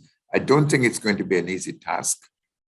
The best option here would be, again, for the EDB to establish a specialized unit within itself, which can go into the details of these laws and regulations. We can assist by introducing the relevant people at this end, bringing to the attention of the EDB any rules and regulations which are new, or even the older ones. We can bring them to the attention of the EDB. But this is going to be so specialized that I don't think the embassy itself can handle this task effectively. We can try to, but I don't think our effort would be that effective. We've heard about the practical aspects of dealing with the Chinese marketplace. We will continue to highlight the requirements of the Chinese marketplace, the sensitivities of the Chinese consumer, the preferences of the Chinese consumer, and a whole range of things like that. We've been doing that in the past as well, in our notes to the EDB and to other authorities in Colombo. We'll continue to do that. I think that's about it, unless I missed out on anything. I'm just looking at my colleagues sitting around the table. There's a whole range of people, including my 4 interns here. So we are paying this webinar a great deal of attention because we find this very useful to us. And I'm sure it's very useful to our exporter community in Colombo. Thank you, Your Excellency, for detailed explanation. The next question to China Sri Lanka Association for Trade and Economic Cooperation. What is your advice for Sri Lankan exporters for accessing reliable sources to find buyers in China? As I mentioned before, the most efficient way of reaching buyers is participating in trade fairs and expos held in China. However, it's to be mentioned that not all the trade fairs are worth to participate in. So it is crucial to choose the right ones that suits for your products. On the other hand, how you communicate with also plays a crucial part in your ability of winning a buyers. Even though the initial cost that involves in trade fairs is relevantly high, so it actually is an investment for your future business career. So apart of from trade fairs, there are a number of other ways to find a buyers. So social media is the most outstanding and the most trending method among them all. Even in China, there are so many social platforms like Douyin, we call that TikTok, and some other very famous platforms. So you can have an account in those social media.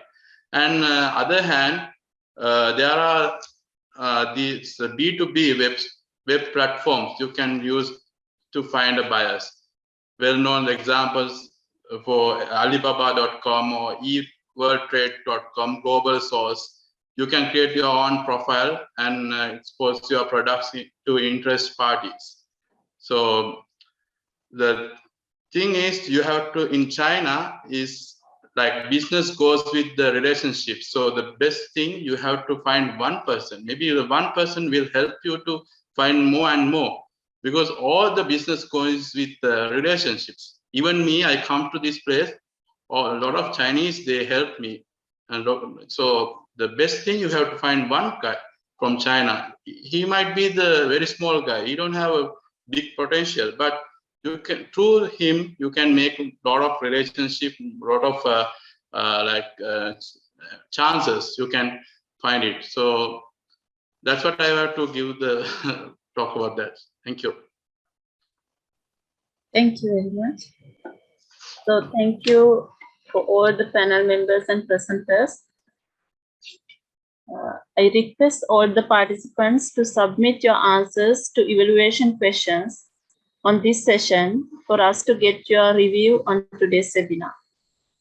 To conclude today's webinar, I cordially invite Ms. Anoma Premathilaka, Director, Market Development Division of Sri Lanka Export Development Board, to make the vote of thanks. Thank you, Saumya.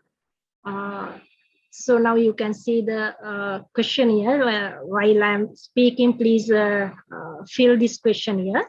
It won't take much time. So on behalf of Sri Lanka Export Development Board, it is my pleasant task to thank all the resource persons and participants. First of all, I would like to thank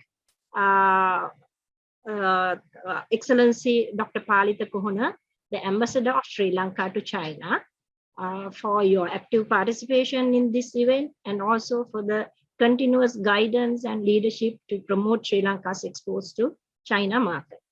I also thank the officials of the Sri Lanka Embassy for your support to organize this event, especially for to make sure that we got the very expert resource persons for this important webinar. Thank you very much.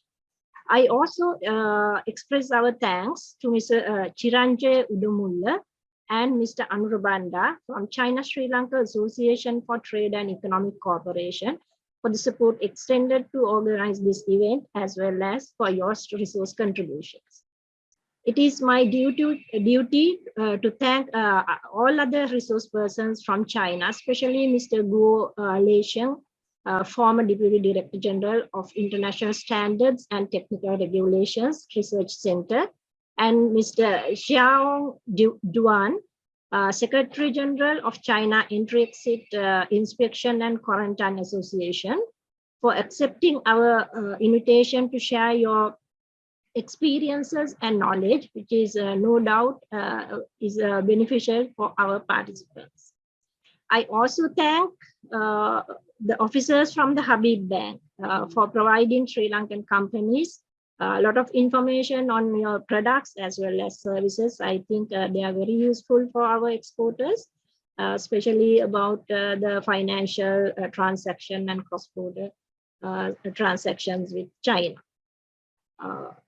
I also thank the Sri Lankan private sector companies for your engagement, continuous engagement. I think this is the second webinar we have organized for the China market. Depending on your feedback, we would be able to organize the next events together with the Sri Lanka Embassy in China. Hope this webinar is useful for you, and we hope that the learning out of these webinars will enable to increase Sri Lanka's exports to China market. And also I take this opportunity to thank the EDB team, Ms. Saumya Kasuni, and also our technical support team from the IT division for giving us help to organize this webinar very successfully. With that, I end this webinar. Wish you all a pleasant evening. Thank you.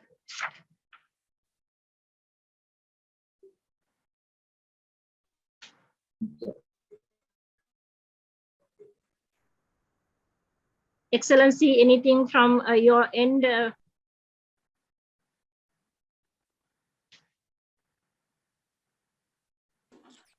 I think I just highlight a footnote to what Mr. Udumullage said a little while ago.